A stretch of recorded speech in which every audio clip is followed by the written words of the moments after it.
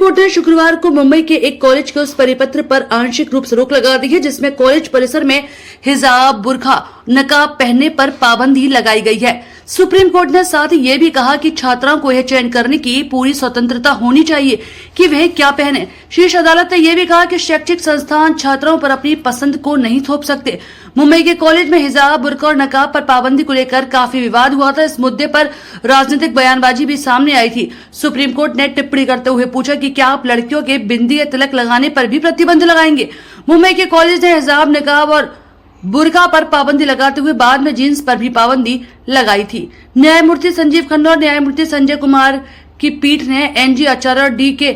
Maratha college चलाने वाली Chembur Trombay education society को नोटिस जारी किया और 18 नवंबर तक उसे जवाब तलब किया है। पीठ ने मुस्लिम छात्रों के लिए ड्रेस कोड को लेकर उत्पन्न नए विवाद के केंद्र में आए कॉलेज प्रशासन से कहा कि छात्रा को यह चयन करने की आजादी होनी चाहिए कि वे क्या पहने और कॉलेज उन पर दबाव नहीं कर सकता। यह दुर्भाग्यपूर्ण है कि आपको अचानक पता चलता है कि देश में कई धर्म में। पीठ ने कहा कि अगर कॉलेज का इरादा छात्रों की धार्मिक आस्था के प्रदर्शन पर रोक लगाना था तो उसने तिलक और बिंदी पर भी प्रतिबंध क्यों नहीं लगाया।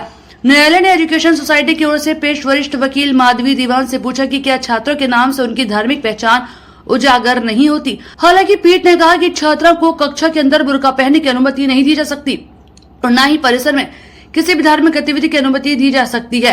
पीठ ने कहा कि उसके अंतरिम आदेश का किसी के द्वारा दुरुपयोग नहीं किया जाना चाहिए। किसी भी दुरुपयोग के मामले में एजुकेशनल सोसाइटी और कॉलेज को अदालत का दरवाजा खटखटाने की भी स्वतंत्रता दी।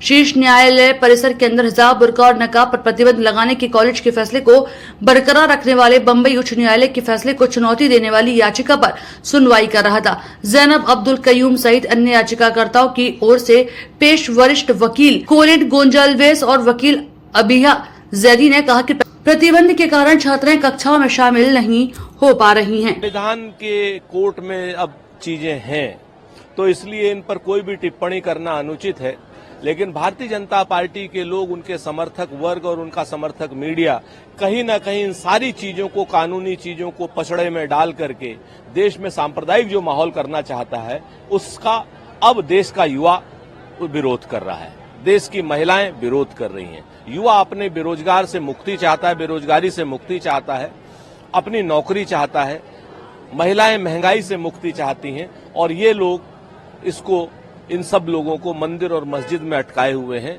आने वाले समय में भारतीय जनता पार्टी का बुरा हश्र होगा। देखिए, ये सुप्रीम कोर्ट में मामला गया है तो सुप्रीम कोर्ट विधि सम्मत भी फैसला करेगा, सामाजिक सम्मत भी फैसला करेगा, संविधान सम्मत भी फैसला करेगा और ऐसा फैसला जरूर करेगा, ऐसी हमारी अपेक्षा है जिससे किसी भी वर्ग की कोई भी जायज भावना आहत न हो।